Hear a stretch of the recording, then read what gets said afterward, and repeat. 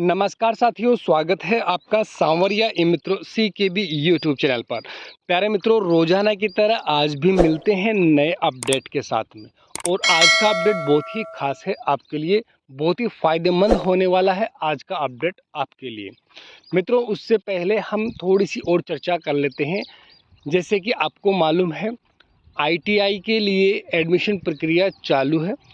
इसका वीडियो भी हमने पहले जारी कर दिया था और संपूर्ण डिटेल आप तक पहुंचा दी थी, इसी चैनल के माध्यम से आपको मिल गई होगी।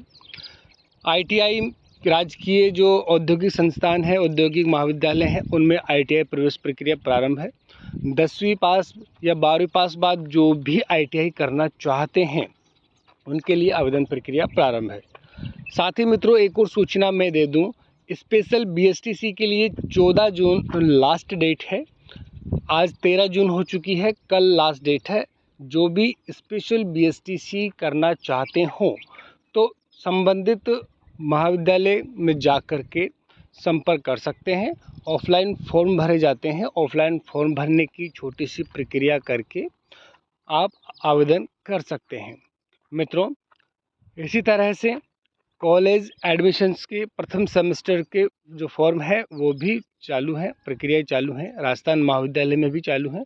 ऐसी तमाम जानकारी, तमाम सूचनाएं, अलग अलग विषय से संबंधित वीडियो हमने आप तक पहले ही पहुंचा दिए हैं।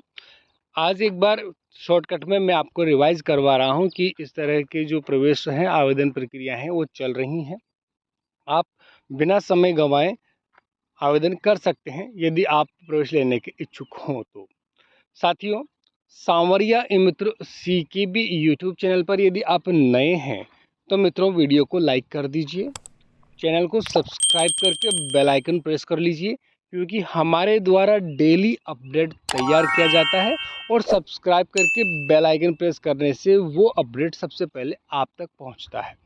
इसलिए सब बेल आइकन प्रेस कर लीजिए और अपने साथियों तक तो शेयर कर ही दीजिए, क्योंकि हमारे द्वारा जो अपडेट होता है वो बहुत ही महत्वपूर्ण होता है और अपने साथियों तक पहुंचाना आपकी भी जिम्मेदारी बन जाती है। तो बने रहिए साथियों।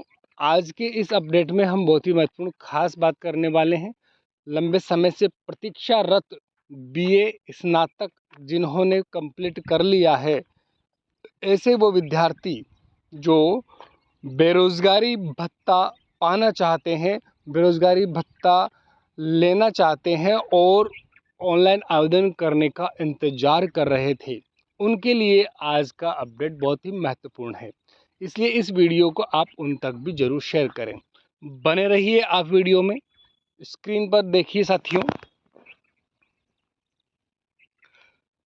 सांवरिया मित्रों CKB की ओर से आज के अपडेट में आप देख रहे हैं कि बेरोजगारी भत्ते का पोर्टल चालू हो गया है। इसलिए नए आवेदन के लिए आप अप्लाई कर सकते हैं।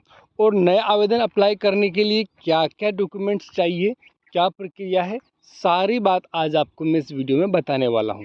सबसे पहले आप देखिए, नए बेरोजगारी भत्ते के आवेदन हेतु जो आवश्यक दस्तावेज चाहिए वो आपको ज़रूर तैयार कर लेने हैं। जैसे कि मूल निवास प्रमाण पत्र, जो कि राजस्थान का होना चाहिए। तो मूल निवास प्रमाण पत्र आपको तैयार कर लेना है, नया वाला होना चाहिए। ऐसे कई सारे अभ्यर्थी अभी भी हैं जिनको ये मालूम नहीं है कि ऑनलाइन ज़माना आ गया है, वो अभी भी ऑफलाइन ज़माने में जी रहे हैं। तो ऐसे कई अभ्यर्थी हैं जो 2018 से पहले की जाति प्रमाण पत्र और मूल निवास प्रमाण पत्र रखे हुए हैं और उन्हें ही इस्तेमाल कर रहे हैं। साथियों, आपको जानकारी दे दूं, 2018 के बाद से जाति प्रमाण पत्र और मूल निवास प्रमाण पत्र में टोकन संख्या जारी होती है। उस टोकन संख्या से ही डाटा वहां से उठाए जाते हैं। इसलिए यदि किसी के पास जाति और मूल निवास प्रमाण पत्र पुराना है तो बिना समय गंवाए उन्हें नया बनवाएं। सारी प्रक्रियाएं ई मित्र कियोस्क वाले आपको बता देंगे। इसके बाद आपके लिए 10वीं की मार्कशीट होना अनिवार्य है, जो कि सबके पास होती है। कई लेट लतीफ़ विद्यार्थी जो प्राइवेट विद्यालय में होते हैं, जो अभी भी उनकी मार्कशीट प्राइवेट विद्यालय में पड़ी हुई होती हैं, तो अपनी 10वीं की जो मार्कशीट है वहाँ से ले आएँ। और ला रखी है तो सुरक्षित रखी होगी। कई सारे ऐसे हमारे मित्र पर आते हैं जिनकी 10वीं की मार्कशीट पे लेमिनेशन नहीं है, फटी हुई है, तो कदर नहीं करते हैं। तो साथियों 10वीं की जो मार्कशीट आपकी सुरक्षित आपने रखी हुई है वो आपके साथ हो। इसके बाद स्नातक मार्कशीट, जो आपने स्नातक किया है, बीए किया है, बीकॉम किया है, जो भी आपने किया है, तो आपकी स्नातक की जो मार्कशीट है फाइनल ईयर और साथ में फर्स्ट ईयर सेकेंड ईयर की कंप्लीट तीनों साल की आपके पास होनी चाहिए। आपके पास एसबीआई बैंक डायरी होनी चाहिए। आपका खाता एसबीआई बैंक का ही मान्य होगा, अन्य किसी बैंक का मान्य नहीं होगा। इसलिए एसबीआई बैंक की डायरी, वो भी नई नई वाली बैंक डायरी चाहिए। यदि डायरी आपके पास पुरानी है, खाता पुराना है, तो बैंक में जा कर के आप नई डायरी के लिए आवेदन करके नई डायरी ले आएँ। क्योंकि साथियों ये डॉक्यूमेंट सब स्कैन होते हैं और जब डेटा क्लियर नहीं होता तो आपका फॉर्म सेंड बैक हो जाता है। इसलिए इस दुविधा से बचने के लिए आपको बिल्कुल फ्रेश, नए, साफ़ सुथरा आपको जो डॉक्यूमेंट्स है वो आपको सबमिट करने हैं। नए से मेरा मतलब है कि जो स्पष्ट, सुरक्षित, साफ़ सुथरा रखे हुए हैं, फटे टूटे नहीं। जैसा कि मैं भी बता ही रहा था कि 10वीं की मार्कशीट कई बार फटी हुई स्थिति में लोग लेकर आते हैं हमारे पास, उस हिसाब से। और आय प्रमाण पत्र, साथियों आय प्रमाण पत्र ये बेरोजगारी भत्ते वाला अलग से ही फॉर्म होता है, जो आय प्रमाण पत्र के नाम से ही होता है, बेरोजगारी भत्ते का। और ये आय प्रमाण पत्र आपको मित्र के उस पर मिल जाता है आसानी से।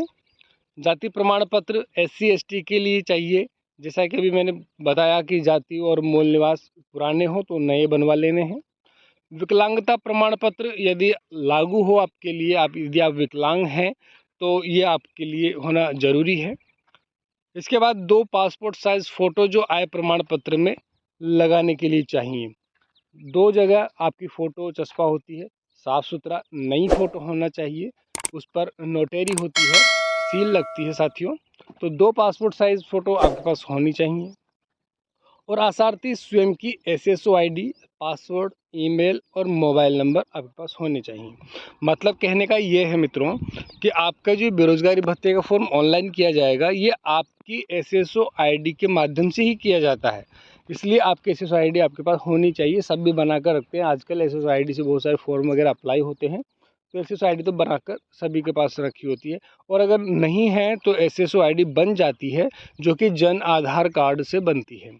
अब साथियों इसके लिए आपके जन आधार कार्ड और आधार कार्ड के जो डेटा हैं वो सही होने चाहिए। नाम की आपकी मीनिंग, पिता के नाम, माता के नाम की जो स्पेलिंग वगैरह है, ये सब कुछ सही होने चाहिए आधार कार्ड और जन आधार कार्ड में, क्योंकि सारे डेटा वहीं से ही लिए जाते हैं। इसलिए आप SSO ID नहीं बनी हो तो बना लें।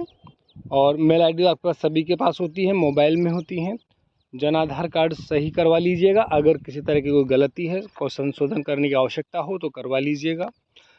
इसके अलावा तकनीकी योग्यता, जैसे कि RACIT आपने किया हुआ हो, BEd आपने किया हो, ITI कंप्यूटर एप्लीकेशन, कोई भी एक आपके पास होना ज़रूरी है। या तो RACIT हो, या BEd किया हो, या आपने ITI किया हो, कंप्यूटर एप्लीकेशन हो, कोई भी एक तकनीकी योग्यता आपके पास होना ज़रूरी है। यदि ये सब हैं, पूरे 11 दस्तावेज, 11 डॉक्यूमेंट्स जो मैंने अभी आपको बताए और आपने स्क्रीन पर देखा, सुना, समझा, ये सभी यदि आपके पास तैयार हैं, तो साथियों बिना समय गंवाए, बिना देरी किए आपको नज़दीकी ई-मित्र सेवा केंद्र पर जाना है। और आसार्थी के जो सभी मूल दस्तावेज हैं ये स्कैन होते हैं और आधार से मोबाइल लिंक होना अनिवार्य है। OTP आता है, OTP के बाद ही प्रोसेस आगे बढ़ती है। तो साथियों यदि आप सांवरिया ई-मित्र CKB के नज़दीक हैं तो सेवा का अवसर अवश्य दें। और जो भी ई-मित्र कियोस्क आपके नज़दीक है, आप वहां पर सेवा का अवसर अवश्य दें और ऑनलाइन आवेदन कराएं। एक बात मैं हमेशा कहता हूं कि आप स्वयं ज्ञानी ना बने, क्योंकि ज्ञानी बनते हैं तो अधूरा ज्ञान खतरनाक होता है, जैसा कि आप जानते हैं। और फिर बाद में परेशान होते हुए हमारे पास आते हैं तो कई बार हम लोग भी कुछ नहीं कर पाते, क्योंकि जो ऑनलाइन डेटा होते हैं वो एक बार ही एक्सेप्ट होते हैं। आधार कार्ड, आधार नंबर, ये सब एक बार ही एक्सेप्ट होते हैं। बाद में अगर दोबारा सबमिट करते हैं तो ऑलरेडी सबमिटेड बताया जाता है। तो ऐसी कई सारी समस्याएं हो जाती हैं ऑनलाइन प्रक्रिया में। तो एक बार में ही आप सही तरीके से अपना बेरोजगारी भत्ते का फॉर्म ऑनलाइन आवेदन करें। अधिक जानकारी के लिए साथियों आप सांवरिया मित्र CKB पर संपर्क कर सकते हैं। फ़ोन नंबर भी दिए हुए हैं। मित्रों, ये था आज का अपडेट आपके लिए। मिलते हैं कल एक और नए अपडेट के साथ में। उससे पहले यदि आपने वीडियो को लाइक नहीं किया है तो कर दीजिए साथियों, अपने साथियों तक शेयर कर दीजिए और सब्सक्राइब करके तो बेल आइकन प्रेस कर ही लीजिए ताकि सबसे पहले अपडेट आप तक पहुंच सके। तो मिलते हैं कल एक और नए विशेष अपडेट के साथ में। तब तक के लिए जय हिंद, जय भारत, जय भीम, जय संविधान प्यारे साथियों।